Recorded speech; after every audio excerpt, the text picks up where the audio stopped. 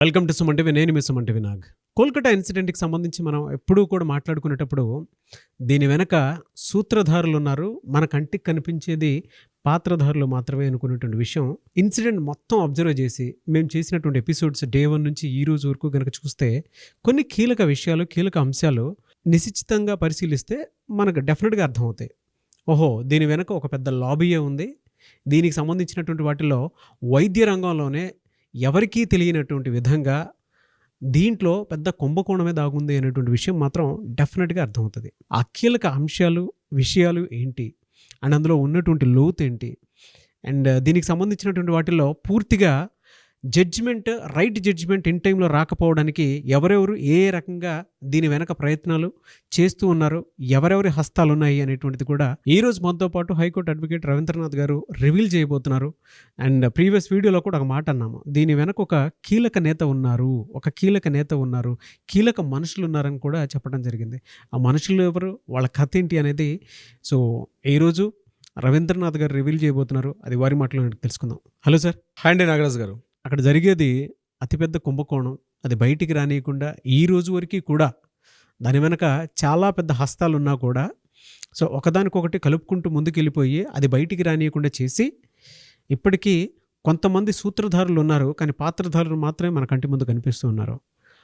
వెనక ఉన్నటువంటి ఆ సూత్రధారులు ఎవరు, దాని వెనక జరుగుతున్నటువంటి అన్యాయాలు, అక్రమాలు ఏంటి ఈ వైద్య రంగంలో? సో అలాంటివి అక్కడ మాత్రమే జరుగుతుందా, ఏ విధంగా జరుగుతుంది? ఒక కవి అన్నట్టు, నిగ్గదీసి అడుగు ఈ సిగ్గు లేని జనాన్ని, అగ్గితోని కడుగు ఈ సమాజ జీవోత్సవాన్ని అన్నట్టుగా గడచిన ఆగస్టు 8 నుంచి మనం ఎపిసోడ్ మీద నాగరాజు గారు సుమారుగా కొన్ని వందల ఎపిసోడ్లు చేసాం. మనం ప్రతి సంఘటనని చాలా దగ్గరగా చూస్తున్నాం, సునిశ్చితంగా చూస్తున్నాం, చాలా విషయాలు మాట్లాడుకున్నాం. మనం ఈరోజు నేను రివీల్ చేయబోయే విషయం మొత్తం కలకత్తా వైద్య రంగాన్ని కూడా ఒక కుదిపే అవకాశం ఉంది. సిబిఐ దర్యాప్తులో విస్తులేని విషయాలు కనిపిస్తున్నాయి.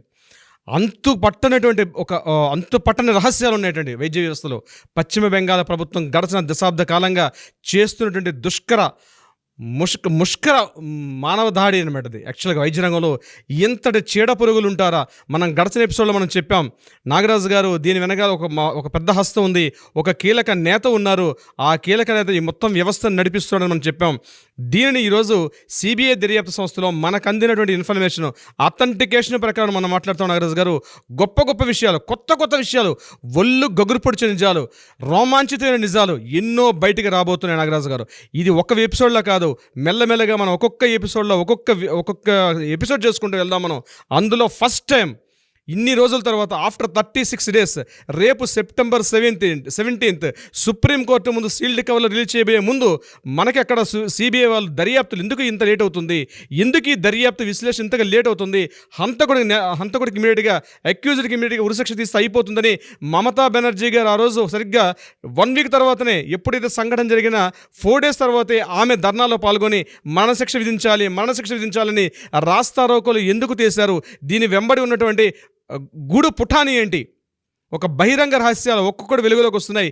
ఈ రోజు నేను ఆఫ్టర్ నుంచి దాని మీద సర్వే చేస్తుంటే దాన్ని విస్తుగొలిపే విషయాలు నేను మీతో పంచుకునే ప్రయత్నం చేస్తాను. నాగరాజు గారు, అందులో ప్రధానంగా వెస్ట్ బెంగాల్ వైద్య వ్యవస్థలో ఒక సీక్రెసీ మెయింటైన్ అవుతుంది, ఒక మాఫియా నడుస్తుంది. ఎంటైర్ ఈ మాఫియా ప్రభుత్వ వైద్య రంగంలో ఎక్కడెక్కడ కాలేజీలు ఉన్నాయి, ఎక్కడెక్కడ వైద్య కళాశాలలు, వైద్య సేవలు ఉన్నాయి, హాస్పిటల్స్ ఉన్నాయి, ప్రతి పించ్ హౌస్ వర్కర్ దగ్గర నుంచి మెయిన్ పోస్టుల వరకు రిక్రూట్మెంట్ చేసే విధానం దగ్గర నుంచి ఎంబీబీఎస్ డాక్టర్ల పట్టాలు ఇచ్చేదాకా, పీజీ వాళ్ళకి ఇంటర్న్షిప్ ఇచ్చేదాకా, వాళ్ళు సర్టిఫికేట్స్ ఇచ్చేదాకా ఒక పెద్ద గూడు పుటాన్ని నడుస్తుంది. నాగరాజు గారు దీనికి సంబంధించి ఆ గూడు పుటాన్ని తెలుస్తున్న కొద్దీ, చదువుతున్న కొద్దీ, వింటున్న కొద్దీ ఒళ్ళు రోమాంచితం అవుతుంది, కళ్ళు విస్తుపోయే నిజాలు.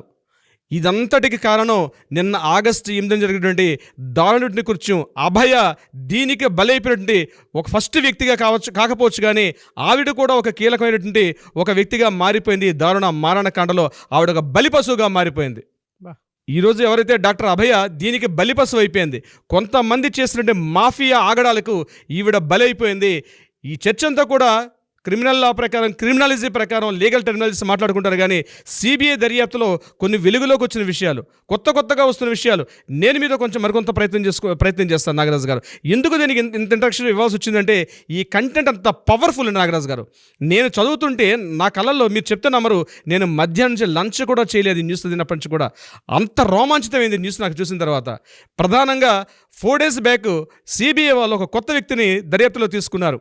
అదర్ దెన్ పొలిటికల్లో ఉన్నటువంటి ఫస్ట్ పర్సన్ని ఇంటరాగేషన్ చేశారు. నార్త్ కలకట్టాలో నుండి ఒక పర్సన్ ఇంటరాగేషన్ చేశారు. ఎప్పుడైతే ఆ పర్సన్ ఇంటరాగేషన్ చేయడం మొదలుపెట్టారో విస్తుగొలిపే విషయాలు బయటకు వచ్చాయి. దీని మీద లోకల్ స్థానిక మీడియా ఈరోజు ఒక పెద్ద ఆర్టికల్ కూడా ప్రచురించింది. సో ఎప్పుడైతే ఆర్టికల్ ప్రచురించిందో మిగిలిన విషయాలను కూడా వెలుగులోకి వచ్చాయి. అసలు ఏం జరుగుతుంది బెంగాల్ వైద్య వ్యవస్థలో గడిచిన దశాబ్ద కాలం పాటు, అంటే 2011లో ఎప్పుడైతే మమతా బెనర్జీ గారు ఈ రాష్ట్ర ముఖ్యమంత్రిగా వెస్ట్ బెంగాల్లో తన ప్రమాణ స్వీకారం చేసిన మొదలు ఒక్కొక్క వ్యవస్థని ఎట్లా భ్రష్టు పట్టించేశారు అనడంలో వైద్య వ్యవస్థని ఎంత భ్రష్టు పట్టించినది ఇప్పుడు నేను చెప్పబోయే విశేషంలో మీకు అర్థమయ్యే అవకాశం ఉంటుంది. కేవలం తృణమూల కాంగ్రెస్ పార్టీ ఆ రాష్ట్రాన్ని ఎంతగా పట్టి పీడిస్తుందనే విషయాన్ని వెలుగులోకి వస్తున్న ఒక్కొక్క విషయం చూస్తుంటే విస్తుగొలిపే విషయాలు, భయానికి చెందే విషయాలు. ఇప్పుడు నేను విషయంలోకి వస్తాను నాగరాజు గారు. విషయం ఏంటంటే ఆగస్టు 8న అభయ చనిపోయింది.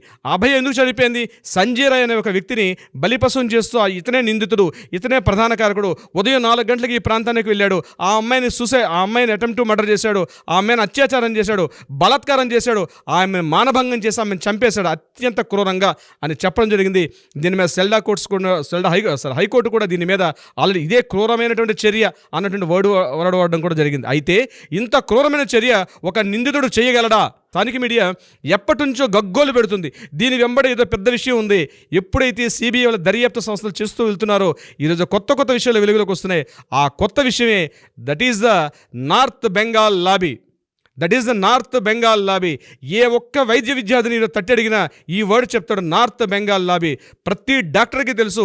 ఈరోజు వెస్ట్ బెంగాల్ గవర్నమెంట్ మెడికల్ కాలేజీలో చదువుతున్న ప్రతి విద్యార్థిని అయితే ఈ నార్త్ బెంగాల్ లాబీ ఇది ఎంతలా పాతుకుపోయిందంటే ఎంటైర్ వెస్ట్ బెంగాల్లో ఎక్కడెక్కడ గవర్నమెంట్ కాలేజీలు ఉన్నాయో ప్రిన్సిపాల్ కానీ, డిప్యూటీ సూపరింటెండెంట్ కానీ, కరస్పాండెంట్ కానీ ప్రతి ఒక్కరు దీనిలో పాత్రధారులు అయిపోయి ఉన్నారు నాగరాజు గారు. ఆ వ్యవస్థ ఎంతగా పట్టేసిందంటే అత్యున్నత స్థాయి నుంచి చివరి స్థాయి వరకు ప్రతి ఒక్కరు దీంట్లో పాత్రధారులు అయిపోయారు. ఎంబీబీఎస్లు చేశారు, 5 years పాటు ఎంబీబీఎస్ చేశారు. కానీ వాళ్ళకి అత్యవసర మార్కులు వచ్చినప్పుడు కూడా ఎప్పుడైతే లాబీయింగ్ కాస్త మామూలు వస్తువు చూపించారో వాళ్ళకి టాప్ గ్రేడ్ మార్కులు వేసి వాళ్ళని పాస్ చేసేస్తారు గడిచిన దశాబ్ద కాలంలో. అట్ ద సేమ్ టైం పీజీలు కూడా అత్యవసర మార్కుల్లో కూడా అతిగతి లేని విద్యార్థులకి లాబీయింగ్ చేసి అత్యధికంగా మామూలు కట్టి, లంచాలు కట్టి ఎంతోమంది సర్టిఫికేట్స్ డాక్టర్లు బయటకు వచ్చిన సందర్భాలు చూస్తుంటే విస్తుగోలుపే విషయాలు. పీజీటీ విద్యార్థులు ప్రతి department, cardiology department, nephrology department, oncology department, pulmonology department, ప్రతి డిపార్ట్మెంట్లో కూడా గడిచిన దశాబ్ద కాలంలో వచ్చినట్టు కొన్ని వేల మంది ఈ విషయం చెప్పడానికి చాలా సాహసిస్తున్నారు నాగరాజు గారు. గవర్నమెంట్ మెడికల్ కాలేజ్ నుంచి వచ్చినటువంటి వైద్య విద్యార్థులు ఎవరైతే బయటకు వచ్చారో మోర్ దాన్ 45% అవన్నీ కూడా ఫేక్ సర్టిఫికేట్స్. వాళ్ళందరూ కూడా శంకర్ దాదా ఎంబీబీఎస్లు మాత్రమే. ఎవ్వరు కూడా పాస్ అయ్యే మార్కులు కూడా లేని విద్యార్థుల్ని, తెసిన మార్కులు కూడా గతిలేని విద్యార్థుల్ని వీళ్ళు హయ్యెస్ట్ మామూలు సంపాదించి వాళ్ళకి మార్కులు వేసి పాసులు చేసి బయట పంపించారు. తెలివైన విద్యార్థులు ఎవరైతే ఉన్నారో ఆ విద్యార్థులు మాత్రం వాళ్ళ సర్టిఫికేట్స్ని అట్టే పెట్టుకొని వీళ్ళు చెప్పినట్టుగా చేయకపోతే వాళ్ళని అత్యంత క్రూరంగా, మానసికంగా, శారీరకంగా వాళ్ళని ఇన్ని రకాలుగా ఒక కట్టు బానిసలు కట్టపల్లా పనిచేసే విధంగా అక్కడ వాళ్ళని భయభ్రాంతులను గురి చేసి వైద్య విద్యార్థులు బయటకు వచ్చి మాట్లాడుతున్నారు. ఈరోజు ఎప్పుడైతే సిబిఐ దర్యాప్తు చేసిందో North Bengal TMC leader Sudipti Roy, he is the main key person. ఎప్పుడైతే 4 days బ్యాక్ ఈయన మీద ఇంటరాగేషన్ చేశారో సిబిఐ వాళ్ళు, ఆయన ఇంటిని పూర్తిగా స్వాధీనం చేసుకున్నారు. ఈయన ప్రెసిడెంట్ ఎమ్మెల్యే, తృణమూల పార్టీ కాంగ్రెస్లో ఎమ్మెల్యే, సిట్టింగ్ ఎమ్మెల్యే ఆయన. ఇతను సుదీప్తో రాయ్ ఈ ఎంటైర్ లాబీయింగ్కి హెడ్ ఆఫ్ ద పర్సన్గా తెలుస్తూ ఉంది. ఇతను కనిపిస్తున్నటువంటి ఒక సూత్రధారి మాత్రమే. చాలా మంది సూత్రధారులు ఈ కుంభకోణంలో, భారీ కుంభకోణంలో ఉండి చాలా మంది వ్యక్తులు ఉన్నారు. నార్త్ బెంగాల్ లాబీ అనేది ప్రతి వైద్య విద్యార్థికి తెలుసు. డబ్బులు ఇస్తే తప్ప సర్టిఫికేట్స్ బయటకు రావు, డబ్బులు ఇస్తే కానీ మార్కులు రావు, డబ్బులు ఇస్తే కానీ పోస్టింగ్ పడదు, డబ్బులు ఇస్తే కానీ ప్రమోషన్ ఉండదు. ఇది గడిచిన దశాబ్ద కాలంలో నార్త్ బెంగాల్లో జరుగుతున్నటువంటి, మొత్తం కలకటాలో వెస్ట్ బెంగాల్ జరుగుతుంది పెద్ద అకృత్యం. దీని మీద సిబిఐ దర్యాప్తు జరిగింది. ఇప్పుడు జరుగుతున్న సిబిఐ దర్యాప్తు ఈ కేసుకు మాత్రమే దృష్టి మళ్లిస్తున్నారు. ఇది మమతా బెనర్జీ యొక్క తన పునాదులు, తన సీటు కూకట వల్ల కదిలే స్థాయి వచ్చింది. అందుకనే ఈరోజు ఆవిడ రాజీ పడడానికి వచ్చింది. నిరసనకారులకి రాజీ పడడానికి చర్చల కోసం ఈరోజు వెళ్తూ కూడా this is the 5th time, this is my last time అంటూ కూడా 4 సార్లు తను రావడానికి 3 సార్లు ఎగైన్ మళ్ళీ రాజీవ్ రావడానికి కారణం దీని వెంబడి ఉన్నటువంటి భారీ కుంభకోణం, భారీ కుట్ర నడుస్తుంది. దీని మీద ఇప్పటికైనా సెంట్రల్ గవర్నమెంట్ ఇమీడియట్గా యాక్షన్ తీసుకొని ఆల్రెడీ బయటకు వచ్చిన విద్యార్థులు ఎంతమంది ఉన్నారు, వాళ్ళ సర్టిఫికేట్స్, ఈ మొత్తం వ్యవస్థలో సందీప్ ఘోష్ అనే వ్యక్తి ఒక పావు మాత్రమే. ఇట్లాంటి ప్రిన్సిపాల్ వైద్య వ్యవస్థలో వెస్ట్ బెంగాల్ కలకటా పరిసర ప్రాంతాల్లోనే 48 గవర్నమెంట్ మెడికల్ కాలేజీలు ఉన్నాయి. ప్రతి ఒక్క మెడికల్ కాలేజీ ప్రిన్సిపాల్ని తీసుకొని విచారిస్తే డెఫినెట్గా దీనికి సంబంధించిన ప్రతి కూపీ లాగితే ప్రతి విషయం బయటకు వస్తుంది. ఇది స్టేట్ గవర్నమెంట్ చేసే పని కాదు. ఆరోగ్య శాఖ మంత్రిగా, హోంశాఖ మంత్రిగా పనిచేస్తున్నటువంటి మమతా బెనర్జీ ఇది చెయ్యలేరు. డెఫినెట్గా సెంట్రల్ గవర్నమెంట్ దీని మీద ఇంట్రాగేషన్ చేసి ఎప్పుడైతే ఇన్వాల్వ్మెంట్ అవుతుందో డెఫినెట్గా చాలా విస్తుగలిపి విషయాలు వస్తాయి. నేను ఈ ఎపిసోడ్లో మీకు చెప్తుంది ఒక పేరు మాత్రమే. నెక్స్ట్ ఎపిసోడ్లో మరికొన్ని విస్తుగలిపి విషయాలు మీకు మిమ్మల్ని తెలియపరిచే ప్రయత్నం చేస్తాను. నాగరాజు గారు, చాలా షాకింగ్గా ఉందండి, అసలు మామూలుగా లేదంటే. అందుకే అంటే దేశం మొత్తం ఎప్పుడెప్పుడు జస్టిస్ వస్తుందని చెప్పేసి ఎదురు చూస్తూ ఉన్నారు.